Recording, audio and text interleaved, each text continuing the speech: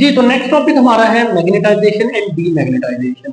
हमने पिछले 8.8 टॉपिक तक काफी सारी चीजें ऐसी डिस्कस की हैं जिनके अंदर हमने मैग्नेटाइजेशन को भी देखा है और डीमैग्नेटाइजेशन के बारे में भी बात की है।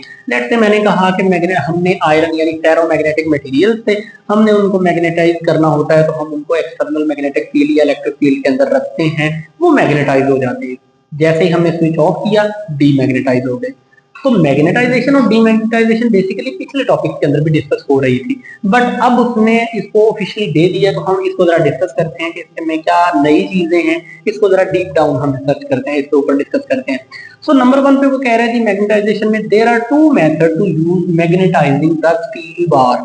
ये आपको मैग्नेटाइजेशन के तरीके वो बता रहे हैं कि स्टील बार है, स्टील बार यानी आयरन का बार है, आयरन का पीस है, उसको मैग्नेटाइज कैसे किया जा सकता है। नंबर 1 आपके पास बच्चों है स्ट्रोकिंग।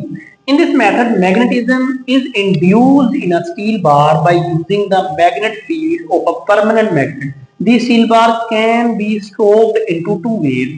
आपने एक एक्सटर्नल मैग्नेटिक फील्ड रखना है और उसके अंदर जो है वो उस स्टील बार को क्या करना है, बेसिकली स्ट्रोकिंग करनी है उसकी, उसको बार बार उसके साथ टच करना है और अपने फील्ड के अंदर रोटेट करवाना है। नेक्स्ट पेज पे ओपन कीजिएगा सर।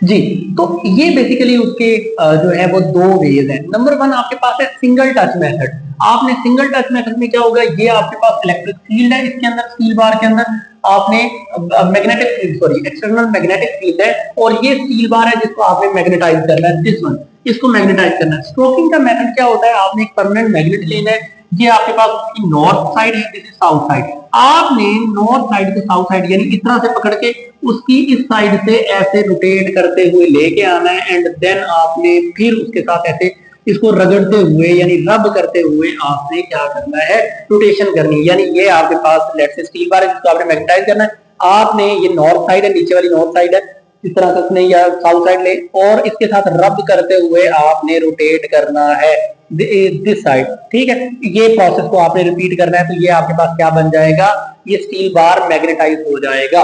यहाँ पे देखिए वो क्या कह रहे हैं, steel bar is placed on the horizontal surface, ये नीचे जो आपको दिया हुआ है, it is stroked from one end to the other several time, कोई फिक्स नहीं है, 7 दफा 10 दफा 20 दफा आप कर लें, जितनी ज्यादा टाइम होगा उतना ही स्ट्रॉन्ग आपका स्टील का मैग्नेट बनेगा।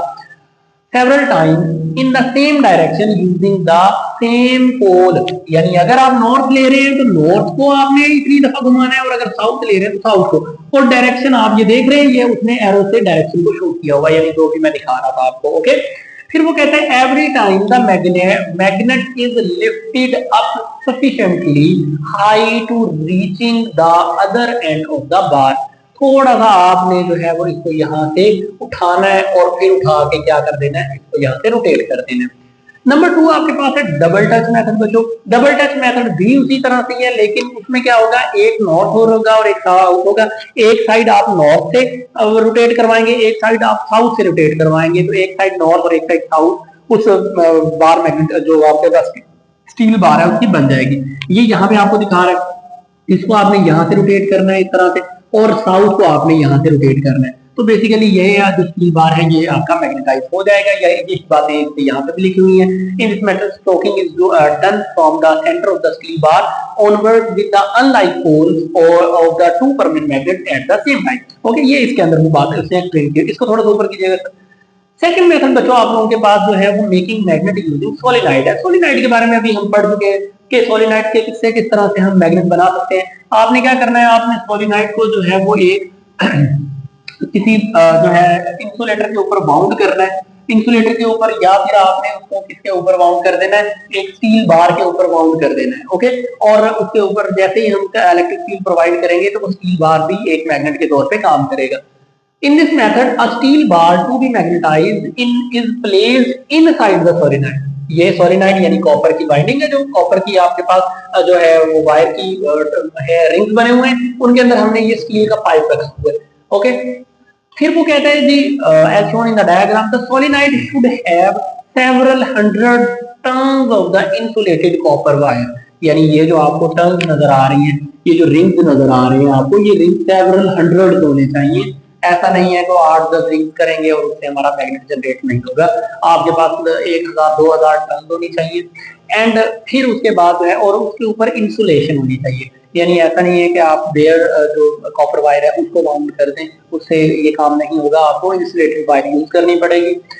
When direct current is पास यानी एसी करंट की बात हो रही है, डायरेक्ट करंट इज पास या डीसी करंट की बात हो रही है, डीसी करंट पास करते हैं हम बैटरी, आप बैटरी को अटैच कर देते हैं लेट से, तो through the solenoid steel bar become a magnet.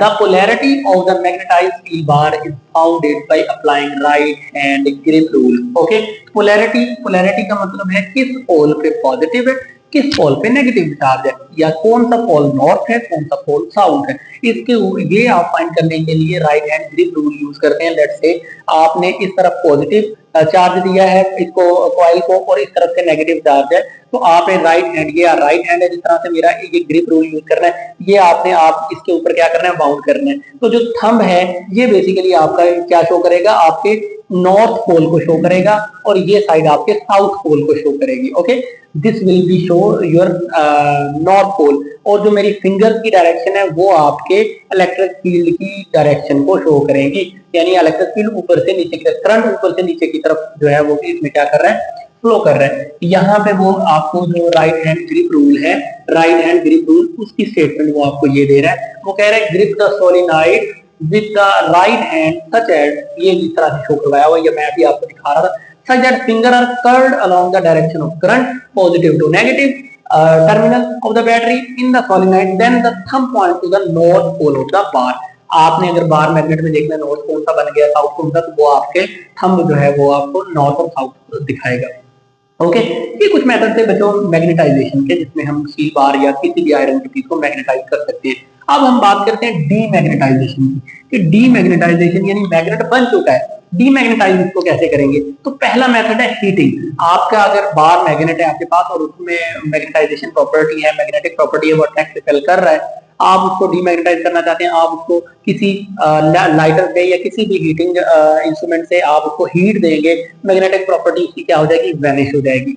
उससे होगा ये कि जैसे ही आप उसको हीट देंगे, हीट की वजह से क्या होती है, हिंड्रेंस प्रोड्यूस होती है, एटम की अलाइनमेंट जो है वो खराब हो जाती है। अलाइनमेंट खराब हो गई, मैग्नेटिक प्रॉपर्टी खत्म हो गई, क्योंकि हमने पीछे पढ़ा है कि असल में मैग्नेटिक प्रॉपर्टी अलाइनमेंट की वजह से होती है। तो आपने हीट दिया, हीट की वजह से जैसे ही वो मेटल एक्सपेंड हो गया या उसकी रेजिस्टेंस इंक्रीज हुई, रेजिस्टेंस एटम की रेजिस्टेंस या वाइब्रेशन इंक्रीज होने से अलाइनमेंट में गड़बड़ आ गई, तो मैग्नेटिक मटेरियल आपका, उसकी मैग्नेटिक प्रॉपर्टी लूज हो जाती है। थर्मल वाइब्रेशन, ये अभी जो मैं बात कर रहा था, electron tends to disturb the order of the domain, therefore if we heat a magnet strongly the magnetic lose the magnetism very quickly। हमने हीट किया, मैग्नेटिज्म उसने क्विकली लूज कर दी। नेक्स्ट पेज कर दी।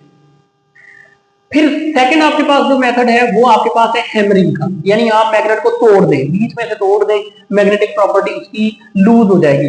बट यहाँ पे उसने जो बात की है ना, ये असल में लूज नहीं होती मैग्नेटिक प्रॉपर्टी, मैग्नेटिक प्रॉपर्टी जो है उसकी रिड्यूस हो जाती है, कम हो जाती है, लूज नहीं होती। आप उसमें हैमरिंग करेंगे, हल्का सा तपाएंगे, असल में इससे क्या होगा, एटम की वाइब्रेशन होगी, वाइब्रेशन से अलाइनमेंट उसकी गड़बड़ होगी और मैग्नेटिक प्रॉपर्टी लूज हो जाएगी।